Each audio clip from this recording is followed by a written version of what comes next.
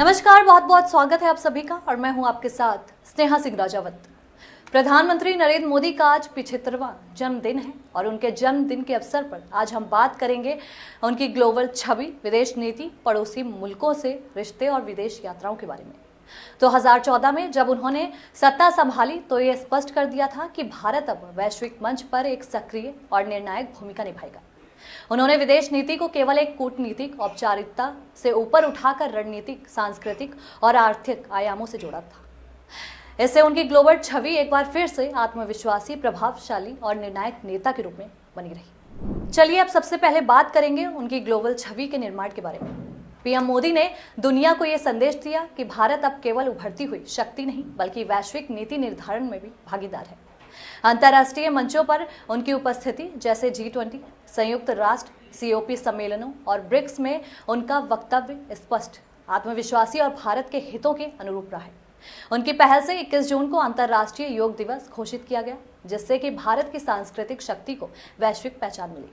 Digital India, make in India और startup India जैसी योजनाओं को उन्होंने विदेशों में भी बढ़ावा दिया, जिससे कि भारत में विदेशी निवेश को बल मिला।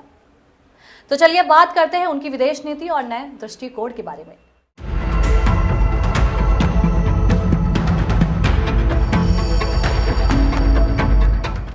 तो मोदी सरकार की विदेश नीति 4 प्रमुख स्तंभों पर टिकी रही। सबसे पहला, राष्ट्र हित सर्वोपरि।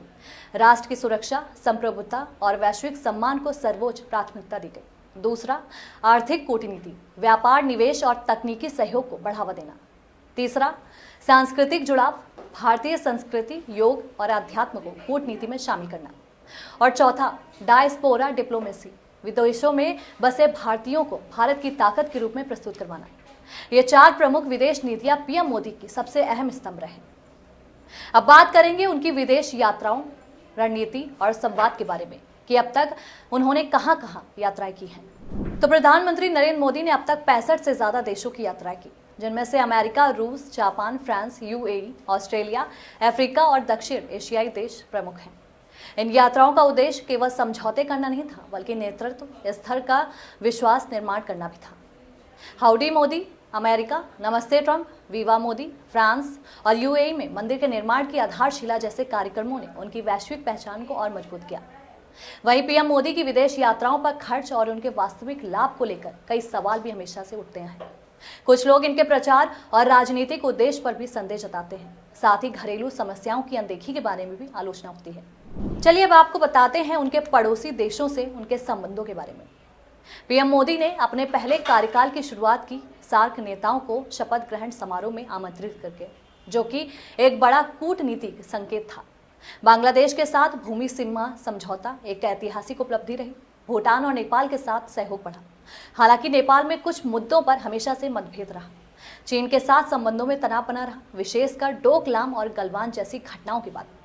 पाकिस्तान से रिश्तों में कटुता बनी रही। सर्जिकल स्ट्राइक और बालाकोट एयर स्ट्राइक के बाद भारत ने एक सख्त रुख अपनाया। प्रधानमंत्री नरेंद्र मोदी ने भारत की विदेश नीति को नवीन ऊर्जा, गौरव और दृष्टिकोण दिया। उन्होंने भारत को केवल एक क्षेत्रीय शक्ति से ऊपर उठाकर वैश्विक मंच पर निर्णायक भूमिका में स्थापित किया। उनकी विदेश यात्राएं, रणनीति और मजबूत संवाद शैली ने भारत की वैश्विक छवि को एक मजबूत, आत्मनिर्भर और सम्मानित राष्ट्र के रूप में स्थापित किया। मैं नरेंद्र दामोदर दास मोदी